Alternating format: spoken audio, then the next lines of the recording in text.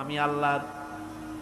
অতএব তুমি যখন একে পড়ো তখন তোমার সেই কোরআনকে অনুসরণ করবে, আর এর অর্থ বুঝিয়ে দেওয়ার দায়িত্ব আমি আল্লাহর। রাসূল করিম সাল্লাল্লাহু আলাইহি ওয়াসাল্লাম কোরআন শরীফ নাজিল হচ্ছিল, আর তেলাওয়াত করতে গিয়ে, মুখস্থ করতে গিয়ে তাড়াহুড়ো করতেছিলেন, বারবার জিহ্বা ওড়াচ্ছেন। রাসূলের মুখস্থ করতে কষ্ট হচ্ছে।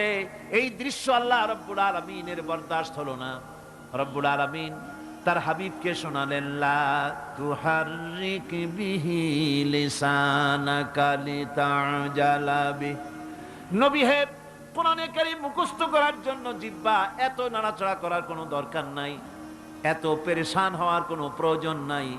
আমার জিব্রাইল আপনার প্রতি যখন কোরআন অবতীর্ণ করবে, আমার জিব্রাইলের সাথে মাত্র একবার তেলাওয়াত করবেন, আপনার সিনার ভিতরে গোটা কোরআনে কারীম জামায়ে দেওয়ার মালিক আমি আল্লাহ রাব্বুল আলামিন।